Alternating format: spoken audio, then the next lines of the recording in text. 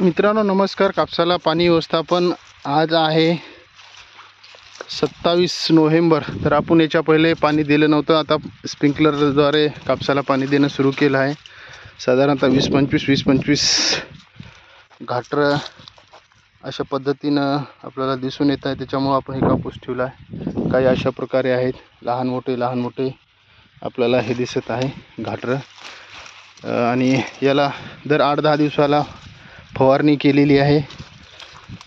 जे बोंडअळी वगैरे येऊ नये त्यासाठी पण आपण फवारणी केलेली आहे. तर हे आपण प्रायोगिक तत्वावर यावेळेस कापूस ठेवला आहे. नाही तर बरेच जण म्हणत होते फरतड घेणं फार अवघड आहे.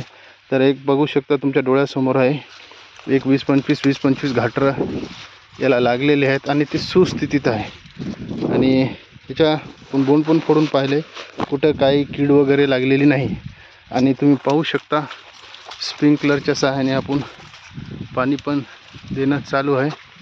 तर पाणी आपण जवळ जाऊ शकत नाही, कारण की स्प्रिंकलरचं पाणी कॅमेऱ्यावर येऊन कॅमेरा खराब होऊ शकतो. तर बघू शकता हे असा ओलावा आहे. तर आपण अशा प्रकारे पाणी देत आहे. माल म्हणजे 8-10-20 कुठं 10 कुठं असे घाटर पकडलेले आहेत. तुमच्या डोळ्यासमोर आहेत बघा. हे जेणेकरून हे आपण एक पॉकेट 30-35 गुंठेचं आहे. तर आपण हे कापूस ठेवलेला आहे. या अगोदर आपण थोडंसं दाण पाणी देऊन पाहिलेलं होतं, तर तिथं हिरवगार झालं होतं. त्याच्यामुळेच आपण हे व्यवस्थापन केलेलं आहे. किंवा भविष्यामध्ये नवतरुण शेतकऱ्यांना प्रश्न पडेल की बा फरतड घ्यायचं की नाही. तर बघू शकता हे असे घाटर तयार झाले. एका महिन्यात हे पूर्ण माल तयार होईल आणि याच्यानंतर मग आपण तीळ घेऊ शकतो किंवा अजून भाजीपाला वर्गीय एखाद्या 2 महिन्याचे पीक घेऊ शकतो, संभार घेऊ शकतो, अजून काय घ्यायचं तर घेऊ शकतो. अशा प्रकारे आपल्याला हा प्लॉट दिसत आहे. आणि आपण पाणी स्प्रिंकलरच्या द्वारे देताना बघू शकतो कशा प्रकारे स्प्रिंकलरने पाणी आपण द्यायलो. तर याच्यामुळे कापूस धुवून निघेल. काही चिकटा वगैरे असेल तर ते पण जाईल आणि हे होईल. नंतर याला काही 10-20 दिवसा पहिले आपण युरिया खत मारलं होतं आपण, आणि त्याच्यानंतर पाऊस झाला होता.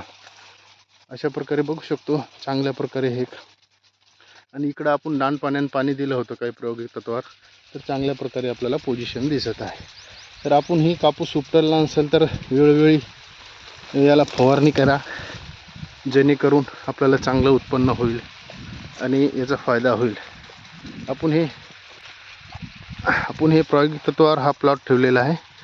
जेणेकरून आता हरभऱ्याला बी घ्यायला रोटर करा, फनकट करा, पेरणी करा, त्याच्यानंतर 5-6 हजार रुपये 7 हजार रुपये क्विंटलचं बी घ्या, खताचं पोतं घ्या.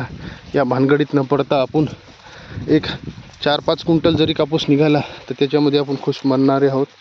तर बघू शकता हे अशा प्रकारे माल तयार आहे. 1 हे 3 5 6 7 8 हे 9 10 11 12 अशा 12 कुठं 15 कुठं असे तुमच्या डोळ्यासमोर आहे.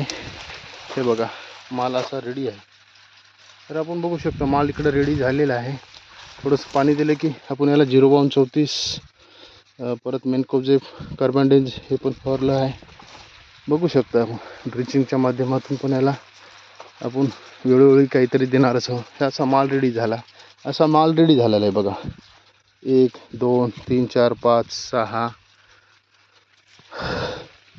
7 8 9 10 11 12 13 15पर्यंत साधारणतः एका पाकिटामध्ये 5,500च्या आसपास आपण बिया असते. त्याच्यात केलं तर चांगल्या प्रकारे आपल्याला लक्षात येईल. तर बघू शकता हे अशा प्रकारे हा प्लॉटचं पोझिशन आहे. तर व्हिडिओ हे तुमच्यासाठी बनवलेला आहे शेतकरी मित्रांनो.